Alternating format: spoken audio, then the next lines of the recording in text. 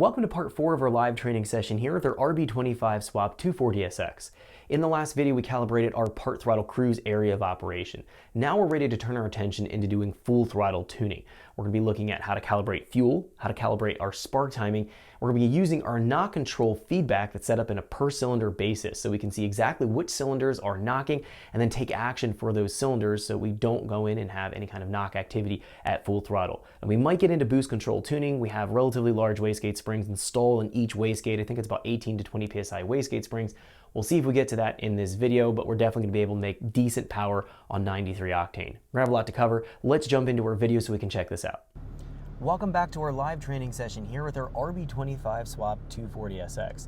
In the last video, we calibrated our part throttle, fuel, and spark timing. We took a look at the injection timing, and we further optimized and refined our VE table. So what we're left with is going to be the part throttle driving pretty much nailed down, about 80–90% throughout the calibration process. We'll find that there's probably a little bit left to deal with. I can do that off the chassis dyno. We'll find there's going to be some light throttle that I can't quite hit while I'm on the dyno. So, not a big deal. We're going to focus our attention now onto taking a look at doing the wide open throttle tuning. So, when we get into boost. So we've split up our fuel and ignition timing tables into essentially vacuum and boost. We handle the vacuum portion within the last video.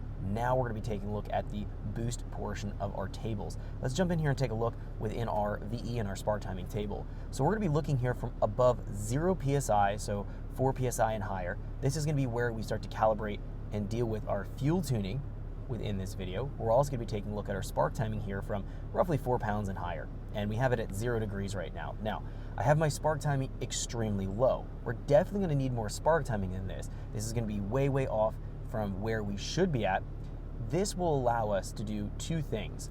One, we can tune our fuel table without the risk of damaging the engine. And then we can also make sure that our knock control is going to be 100% accurate and it's going to be relevant, and we can rely on it to start to add timing in and being able to deal with our spark timing tuning. So what we have here, just to reiterate, and we set this all up in the very first base calibration building video within this training tutorial. We jump into wizards, into setup wizard. We have here under our knock control, we're going down here under knock setup.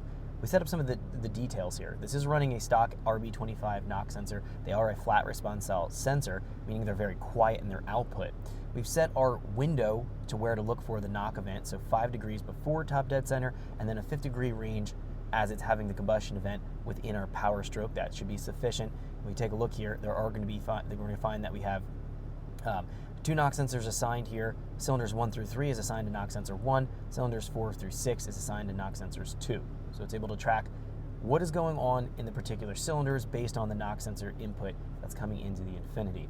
We can use that, again, in guiding us to make our changes with. So this has all been defined. And then here, within our noise filter settings, we're going to find the bandpass frequency is relevant to the bore size for this RB25 engine, so we don't need to change that. The amplifier gain, we increase the amplifier gain or the volume output from the actual knock sensor a lot. It was around 0.25, now we have it at 1.0. I've purposely increased the amplitude or increased this gain so that we have a better signal from the knock sensor and we can utilize it and look at the readings a bit better. The factory Nissan knock sensors, because they're flat response, are extremely quiet. They do produce a sharp output when there is an actual knock event, and we can see that. But if we amplify it a little bit further, we'll have a more usable range with the Infinity. So by increasing our gain, that increases the amplification factor, and we have a little bit better data to look at.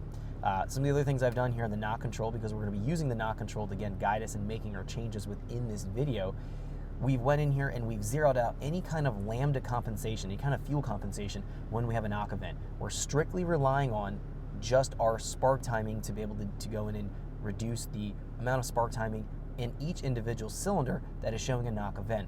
It's another key thing here. We have the option for a global feedback that'll be affecting all the cylinders, but in the case here with a direct fire ignition system that we have fitted to an RB25 engine, we are able to go in and know when we fire off the spark plug and keep track of that event and look at what's going on from the knock sensors and actually track the knock event to the cylinder as the combustion's occurring, and take that even a step further and then just correct that cylinder that's knocking. So we can have 5 cylinders not knocking, 1 knocking. You can attack that just 1 cylinder. Again, we're able to see all of that within our knock control window as we have it right here. Now, we haven't set our knock noise floor yet, so knock noise floor 1, 2, 3, 4, 5, and 6. This is going to be defining the threshold where it's either going to know, the Infinity is going to know it's noise, not knocking, and then over the threshold, it's going to be knocking. Now, the reason why, one of the reasons why we have our spark timing so low, again, we can tune our fuel without worrying about knock or pre-ignition when we get into boost. The second reason is going to be when we have extremely low spark time, we don't have a knock event. So we can actually populate and build out our knock noise floor tables here with really low spark timing as we get into boost. And then once we start to add timing beyond that point, and we're increasing our cylinder pressure, increasing our power output out of our engine, we will find that at some point it is going to knock.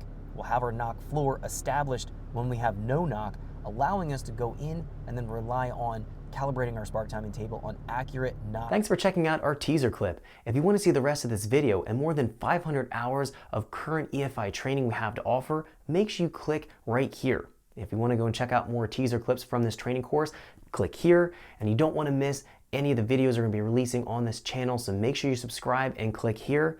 Thanks for watching, and I'll see you guys later.